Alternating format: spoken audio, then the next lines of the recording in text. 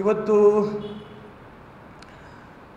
ರಾಮ ಮಂದಿರದ ಬಗ್ಗೆ ಬಹಳ ವರ್ಷಗಳಿಂದ ಚರ್ಚೆಗಳು ನಡೀತಾ ಇತ್ತು. ಅಲ್ಲಿ ರಾಮ ಮಂದಿರ ಇತ್ತೋ ಇಲ್ಲೋ, ರಾಮನೇ ಹುಟ್ಟಿದನೋ ಇಲ್ಲೋ, ಈ ರೀತಿ ಭಾಳ ಚರ್ಚೆಗಳು ನಡೀತು. ಕೊನೆಗೆ ಚರ್ಚೆಗಳಾಗ್ತಾ ಇರೋಂಥ ಸಂದರ್ಭದಲ್ಲೇ ಇಡೀ ಪ್ರಪಂಚ ರಾಮನ ಇತಿಹಾಸವನ್ನೇ ಅರ್ಥ ಮಾಡ್ಕೊಂಡಿದ್ದ ಜನ ಬೇಕಾದಷ್ಟಿದ್ದಾರೆ. ಮುಸಲ್ಮಾನರು ಇದ್ದಾರೆ, ಕ್ರಿಶ್ಚಿಯನ್ರು ಇದ್ದಾರೆ.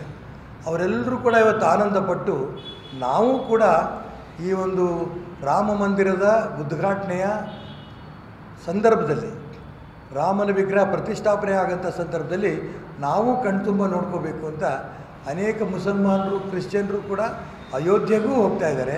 ಮತ್ತು ದೇಶದ ಬೇರೆ ಬೇರೆ ಭಾಗದಲ್ಲಿ, ನಮ್ಮ ದೇಶದಲ್ಲೂ ಕೂಡ ನಾವು ಟಿ ವಿ ಮುಖಾಂತರವೂ ಕೂಡ ನೋಡ್ತೇವೆ ಅಂಥೇಳಿ ರಾಮನ ಬಗ್ಗೆ ಗೌರವವನ್ನು ಕೊಡ್ತಾ ಇದ್ದಾರೆ. ಇಂಥ ಸಂದರ್ಭದಲ್ಲಿ ಆಕಸ್ಮಿಕವಾಗಿ ನಾನು ಖಂಡಿತ ಟೀಕೆ ಮಾಡೋಕ್ಕೆ ಇಷ್ಟಪಡೋದಿಲ್ಲ. AICCನವರು ಆಲ್ ಇಂಡಿಯಾ ಕಾಂಗ್ರೆಸ್ ಕಮಿಟಿ ಅದನ್ನು ನಾವು ಪ್ರಾರಂಭದಲ್ಲಿ ಏನು ಮಾಡಬೇಕು ಅನ್ನೋಂಥ ಗೊಂದಲದಲ್ಲಿ ಇದ್ದರು. ಅದಾದ ನಂತರ ಯಾರಿಗೆ ಇಷ್ಟ ಬರುತ್ತೋ ಅವ್ರು ಹೋಗ್ಬೋದು ಅಂತಾದರು. ಅದಾದ ನಂತರ ಯಾವ ಕಾರಣಕ್ಕೂ ಹೋಗೋದು ಬೇಡ ಅಂದರು. ಹೋಗಬಹುದು ಅನ್ನೋಂಥ ಸಂದರ್ಭದಲ್ಲಿ ನಮ್ಮ ರಾಜ್ಯದ ಮುಖ್ಯಮಂತ್ರಿಗಳು ಆದಿಯಾಗಿ ಬೇರೆ ಬೇರೆ ರಾಜ್ಯದ KPCC ಅಧ್ಯಕ್ಷರುಗಳು ಸೇರಿ ನಾವು 22ಕ್ಕೆ ಹೋಗಲ್ಲ, 23 ನಂತರ ಯಾವ ಥರ ಹೋಗ್ತೀವಿ ಅನ್ನೋಂಥ ಮಾತು ಹೇಳಿದರು. ಅದಾದ ನಂತರ ಏನು ಅನ್ನಿಸ್ತೋ ಏನೋ, ಯಾವ ರಾಜಕಾರಣವೋ ಗೊತ್ತಿಲ್ಲ, ಅವರು ಕೂಡ ನಾವು ಯಾವ ಕಾರಣಕ್ಕೂ ಕೂಡ ಅಯೋಧ್ಯೆ ರಾಮ ಮಂದಿರಕ್ಕೆ ಹೋಗಲ್ಲ ಅನ್ನೋಂಥ ಮಾತುಗಳನ್ನ ಅವ್ರು ಹೇಳ್ತಾ ಇದ್ದಾರೆ. ನಾನು ಪ್ರಾರ್ಥನೆ ಇಷ್ಟೇ, ನಮ್ಮ ರಾಜಕಾರಣ ನಾವು ಏನು ಬೇಕಾದ್ರೂ ಮಾಡ್ಕೊಳ್ಳೋಣ, ನಮ್ಮ ರಾಜಕಾರಣ ಬೇರೆ. ಆದರೆ ರಾಮನ ಬಗ್ಗೆ ಇಡೀ ಪ್ರಪಂಚದ ಎಲ್ಲ ಹಿಂದೂಗಳ ಹೃದಯದಲ್ಲಿ ರಾಮ ಹುಟ್ಟುಬಿಟ್ಟಿದ್ದಾನೆ. ರಾಮ ಇಲ್ಲ ಅನ್ನೋಂಥ ವ್ಯಕ್ತಿಗಳು ಯಾರೂ ಇಲ್ಲ. ಎಲ್ಲರೂ ಕೂಡ ದೇವ್ರನ್ನ ಮೆಚ್ಚೂರನ್ನೇ ಇದೆ ಪ್ರಪಂಚದಲ್ಲಿ ಎಲ್ಲ ಹಿಂದೂಗಳು ಇರೋಂಥ ಸಂದರ್ಭದಲ್ಲಿ ರಾಮನ ಬಗ್ಗೆ ರಾಜಕಾರಣದ ದೃಷ್ಟಿಯಿಂದ ಕೆಲವರು ಮಾತಾಡ್ತಾ ಇರ್ಬೋದು. ಅದನ್ನು ನಿಲ್ಲಿಸಿ ಈ ಒಂದು ಪ್ರತಿಷ್ಠಾಪನೆ ಸಂದರ್ಭದಲ್ಲಿ ಏನಿವತ್ತು ಒಂದು ವಾತಾವರಣ ನಿರ್ಮಾಣ ಆಗಿದೆ, ಇಡೀ ಪ್ರಪಂಚವೇ ಹಿಂದೂ ಧರ್ಮದ ಬಗ್ಗೆ ಗೌರವ ಬಂದಿದೆ.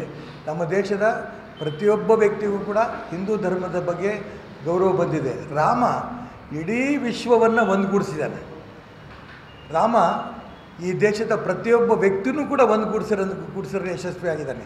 ಅದಕ್ಕೋಸ್ಕರನೇ ಮಹಾತ್ಮ ಗಾಂಧೀಜಿಯವರ ಸಮಾಧಿ ಏನಿದೆ, ಆ ಸಮಾಧಿನಲ್ಲಿ ಬೇರೆ ಯಾವ ಪದವೂ ಇಲ್ಲ, ಹೇ ರಾಮ್ ಅಂತ ಬರೆದಿದ್ದಾರೆ. ಹಂಗಂದ ತಕ್ಷಣ ಮಹಾತ್ಮ ಗಾಂಧೀಜಿಯವರು ಕೂಡ ಜಾತಿವಾದಿ ಅಥವಾ ಯಾವುದೋ ಒಂದು ಧರ್ಮದ ಪರ ಅನ್ನೋಂಥ ಭಾವನೆ ಖಂಡಿತ ಯಾರೂ ಯೋಚನೆ ಮಾಡಲ್ಲ. ಮಹಾತ್ಮ ಗಾಂಧೀಜಿನ ಜಾತಿವಾದಿ ಅಂತ ಯಾರು ಕರೆದ್ರೆ ಅವನು ಇಡೀ ಪ್ರಪಂಚದ ಯಾರೂ ಕೂಡ ಮೆತ್ತಲ್ಲ. ಅಂಥ ಸಂದರ್ಭದಲ್ಲಿ ಇವತ್ತು ಈ ಒಂದು ವಿಶೇಷವಾದ ಸಂದರ್ಭ, ನಾವು ನಮ್ಮ ಮುಂದಿನ ಜನ್ಮದಲ್ಲಿ ಇನ್ಯಾವುದು ಸಿಗುತ್ತೋ ಬಿಡುತ್ತೋ ಗೊತ್ತಿಲ್ಲ.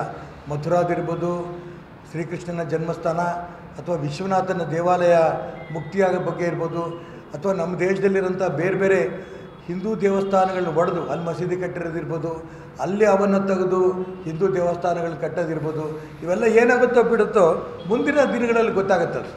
ಆದರೆ ಈಗ ನಮ್ಮ ಕಣ್ಣು ಮುಂದೆನೇ ಆಗ್ತಾ ಇರೋಂಥ ಕಾರ್ಯಕ್ರಮ, ಈ ಕಾರ್ಯಕ್ರಮವನ್ನು ನಾವೆಲ್ಲರೂ ಕೂಡ ಕಣ್ಣಾರೆ ನೋಡೋ ದಿಕ್ಕಿನಲ್ಲಿ ನಮ್ಮ ರಾಜ್ಯ ಸರ್ಕಾರವು ಕೂಡ ಹಿಂದೇಟು ಹಾಕಬಾರ್ದು ಅಂತ ಒತ್ತಾಯವನ್ನು ಕೂಡ ನಾನು ಈ ಸಂದರ್ಭದಲ್ಲಿ ಮಾಡ್ತೀನಿ. ಇದು ಮೊದಲನೇದು. ಎರಡನೇದು, ಟಿ ವಿನಲ್ಲಿ 99 ಭಾಗ ಈಗ ಅಯೋಧ್ಯೆಯ ವಿಚಾರವನ್ನು ಎಲ್ಲ ಟಿ ವಿನಲ್ಲೂ ತೋರಿಸ್ತಾ ಇದ್ದಾರೆ. ಇಡೀ ಪ್ರಪಂಚದ ದೇಶಗಳಿಂದ ಬರೋಂಥ ಜನ ಯಾರು ಹೇಗೆ ಬರ್ತಾ ಇದ್ದಾರೆ, ಭಾರತದ ಮೂಲೆಗಳಿಂದ ಅಯೋಧ್ಯೆಗೆ ರಾಮನ ಪ್ರತಿಷ್ಠಾಪನೆ ನೋಡೋಕ್ಕೆ ಹೇಗೆ ಬರ್ತಾ ಇದ್ದಾರೆ, ಮತ್ತು ಏನೇನು ಸಾಮಗ್ರಿಗಳನ್ನು ಹೊತ್ಕೊಂಡು ಬರ್ತಾ ಇದ್ದಾರೆ ಬೇರೆ ಬೇರೆ ಭಾಗಗಳಿಂದ. ಅನೇಕರು ಮೋಟ್ರ್ ಸೈಕಲ್ಗಳಲ್ಲಿ ಇವತ್ತು ಬೆಳಗ್ಗೆ ಟಿ ವಿಯಲ್ಲಿ ನೋಡ್ತಾ ಇದ್ದಾನೆ, ಸ್ಕೇಟಿಂಗಲ್ಲಿ ಒಬ್ಬಡೆ ಹೋಗ್ತಾ ಇದ್ದಾನೆ, ಜೈ ಶ್ರೀರಾಮ್ ಅಂತ. ಈ ರೀತಿ ಪ್ರಪಂಚದ ಎಲ್ಲ ರಾಷ್ಟ್ರಗಳಿಂದ, ಭಾರತದಿಂದನೂ ಕೂಡ ಒಂದು ಒಳ್ಳೆಯ ವಾತಾವರಣ ಸೃಷ್ಟಿಯಾಗಿದೆ. ರಾಮನ ಬಗ್ಗೆ ಜಪ ಮಾಡ್ಕೊಂಡಿರೋದು, ರಾಮ ಭಜನೆ ಮಾಡ್ತಿರೋದು, ರಾಮ ಪೂಜೆ ಮಾಡ್ತಾ ಇರೋದು, ರಾಮನ ಹೆಸರಲ್ಲಿ ಹೋಮ ಹವನಗಳು ನಡೀತಾ ಇರೋದು, ಇದು ಇಡೀ ಪ್ರಪಂಚಕ್ಕೆ ನೆಮ್ಮದಿಯನ್ನು ಕೊಡ್ತಾ ಇರೋಂಥ ಸಂದರ್ಭ.